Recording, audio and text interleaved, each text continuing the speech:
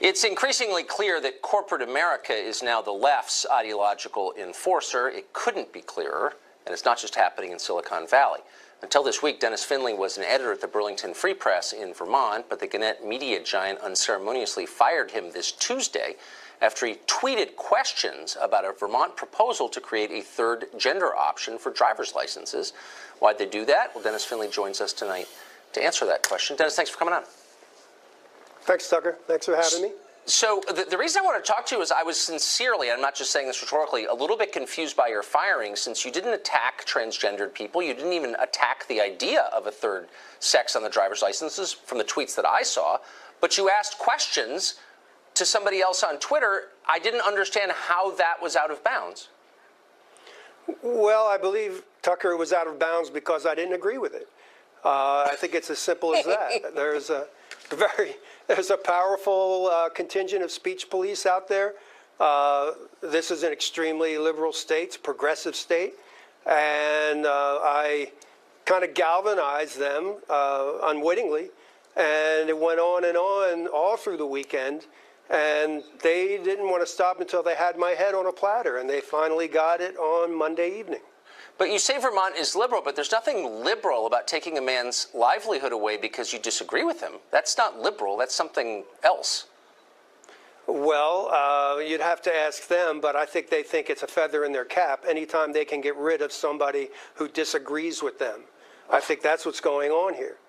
But you're a journalist and have been for a long time, and isn't a kind of key tenet of journalism that you get to say what you think is true? The truth is a defense. Truth is a defense. You get to say what is true, but in the age we live in, our companies, a lot of media companies say that we're supposed to be objective, impartial, et cetera, et cetera. I want to ask questions. I want to raise questions and raise issues because I think there are a lot of things going on that we have to ask questions about. And putting a third gender on a driver's license is something that I thought we should ask a question about. So someone on Twitter said something to the effect, I think this is great or courageous, and you said, why is it great and courageous? Courageous. Correct. And I believe that if I had said, that is great and courageous, awesome, that's great, I don't think we'd be having this conversation here today, Tucker. So the question really isn't about objectivity. They're not asking you to be objective. They're asking you to toe a very specific line. Of course. They're asking me to toe the line. They're asking me to agree with them. And they're asking me to, they're holding my feet to the fire to make sure that the orthodoxy wins out. And this time, they held my feet to the fire until my company said, that's enough, you're fired. Do you see this as a trend? It's something that I've begun to notice where big companies have become the heavies for the cultural left. You think of big companies as conservative, but all of a sudden they're the ones who seem to be enforcing orthodoxy. Is that my imagination? No, I don't think it is. I think big companies, a lot of big media companies are more or less encouraging the left. I believe that I don't think that they're objective. I don't believe that they want debate. I think they want us to conform to the prevailing ideology that's out there. And the prevailing ideology that's out there is leftist. And when the leftists take you on, they're big in number, and people are afraid to say anything against them. So they often win. They won a little while ago here in Vermont when they shouted Charles Murray off the stage in Middlebury when he tried to give a speech. That was on your show. I know. So, yeah, it's hard to disagree with them. Or they take your job away. And here we are in the middle of the winter, and you're in Vermont, and you got no job. So our prayers are with you, Dennis. Good luck. Right. I hope you find something. Thank you. Thanks. In the state/country/state of mind of California, a first grader was sent to the principal's office recently after she misgendered a classmate. The girl met a boy she'd known from kindergarten on the playground, but when she said hello, she was chastised for not using the boy's new female name and feminine pronouns. Karen England is the executive director of the Capital Resource Institute. She's been in contact with the girl's parents, and she joins us tonight. Karen, are we mischaracterizing what happened at all? It's hard to believe that a first grader would be chastised for this. Do we know that happened? Oh, absolutely, we know it happened. And Tucker, thanks for having us on. I've actually seen the emails from the administration to the mother, talked to the mother at length, and they clearly say this poor little first grader who said hello to the boy using his boy's name was chastised on the playground and then later called out of class and sent to the principal's office because she did not use the correct pronoun. Now, I received a statement tonight from a PR company hired by the school who said that the school was merely following California law. Is that plausible? Well, it's really disingenuous that the administration is still continuing to say that. There's no California law that says you must send a kid to the principal's office for calling somebody, using their free speech rights, and a little first grader accidentally calling him by his old name. There's also nothing in state law that says you have to read a book, I Am Jazz, have the boy change into girls' clothing and announce him as his new name. There's nothing in California law that mandates this school does this. It seems a little heavy for little kids. I'm not attacking anyone, but it just seems like one of those issues that maybe parents could talk to their kids about if they so choose. Is this kind of thing often a topic in California first grade classrooms? Well, it's becoming more and more frequently, and not just in kind of crazy California, it's happening nationwide. But yes, they are pushing this more and more and pushing this agenda. And this poor little first grader, she genuinely was going up to see her friend she hadn't seen, since last year in kindergarten, and said hello to him and got in trouble for it. And she was quite upset.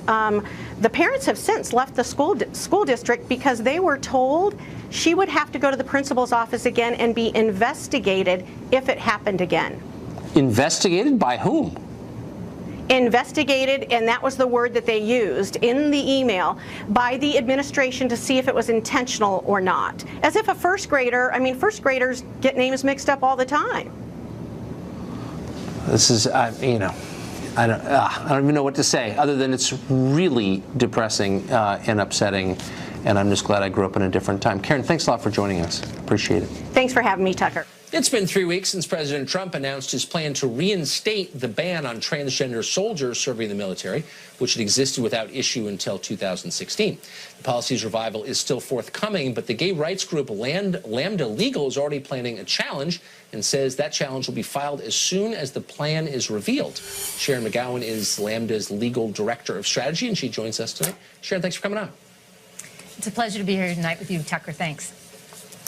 Thanks. So I just want to know if I understand the idea behind this, not necessarily the legal details, but the kind of philosophical idea.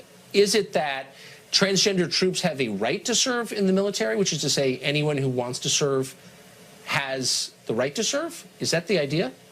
Well, what Secretary Carter said back in 2016 when he announced the rollout of the policy is that our American military needs to have all hands on deck. And so any man or woman who is able to meet the qualifications, physical, mental, emotional qualifications for service, the American military wants to have those individuals available to them. So the issue here is making sure that we don't put discriminatory barriers in place that take people out of the running who otherwise have talents that we could put to the American defense. So if you were to do a survey of active duty colonels and the majority said we don't want transgender troops, nothing personal, but it's just too much expense, too much trouble, would that be enough for you? Would you say that's military doesn't want transgender troops, we're going to drop our challenge, it's okay now? No, that wouldn't be enough, because what we know is that a policy like this... Then what were you talking about then? I'm sorry, you just said you are filing a challenge because you think the military wants transgender troops, but Trump is getting in the way. And so I said if you found out they really didn't want transgender troops, you'd still file a challenge? Why? Well, in a world in which we are taking a blanket ban approach and disqualifying a category of people who are otherwise eligible and able to meet the qualifications for service, that is discrimination. And that is neither good for the American military, nor is it consistent with American values. And so that is why we see, 18 of our allied nations throughout the world having open service with transgender individuals. And Tucker, you and I both know that many of these arguments are the exact same arguments that we heard in opposition to open service by gay and lesbian women. I know what you're going to say. Just spare me on that. Hold on. Hold on. Okay, then if you want to go down that road, let me ask you this question then. I'd like to serve in the military. Let's say I want to serve in the military. I can. I'm 48 years old. I'm at least 8 years too old by current Pentagon rules to serve. Now, I'm kind of offended by that because I'm a patriotic American. I'm not in great shape, but, like, I could probably do it. And they're keeping me out on the basis of my age. They're practicing ageism. Do you think I have legal standing to sue? And look, Tucker, I applied for West Point, but I have lazy eye, and I wasn't allowed to serve either. The fact is No, I'm asking you, hold on, slow down. I'm asking you a sincere question. Military regulations say people over 40 can't join. So are you saying that that's okay? That's okay with you? That seems kind of arbitrary to me. But the fact but that's okay with you for some reason? Why? We are talking about whether or not being transgender is something that disqualifies you from military service. And the fact is that when you have certainly have all of our... It always was. So the fact that it always was doesn't necessarily answer the question, because as we know, African Americans were not able to serve, and we have no doubt about the valor with which they serve. Women have historically been discriminated against. I don't understand. Why can't people over 40 serve? People over 40 cannot enlist because the military has sort of made an assessment, with respect to sort of certain qualifications. But this is one of those places where you have both. Oh, I get it. So you're making the same argument that the military made about transgenders up until a couple of years ago when Obama decided to get involved. They said, we've assessed this, and by the way, it's too much trouble. It doesn't help readiness to have transgenders here. You're making that exact same argument. Are you even aware of that? But Tucker, the point is that, and even with our own military, what's the point? I'm losing track of the point. So the point is that when you have a blanket ban that takes out qualified men and women who are otherwise able to serve based on a characteristic that has nothing to do with their ability to serve this country, that hurts our military and is inconsistent with American values. Okay. Yeah, I don't really think you're arguing for principle here, but let me just ask you one last question, and it's a sincere one. I'm nothing against transgender people, but why should the U.S. military be on the hook for sex change surgery? Why is that germane to, like, war fighting? Why should taxpayers have to pay for that? I've never understood that. Tucker, this isn't a fight about transgender people and having surgery. This is about transgender Americans who want to serve, who are willing to take a bullet. I'm asking you a sincere question. Can you please do me the honor of our country, and they should not be. I'm asking you a sincere question. Transgender people are more than the sum total of their medical care. In the same way that women who may rack up medical bills when they get pregnant, Tucker, we all know that transgender men and women serve with valor and distinction. That's not a real answer. You know what? You got to give me more than bumper stickers. I'm sorry.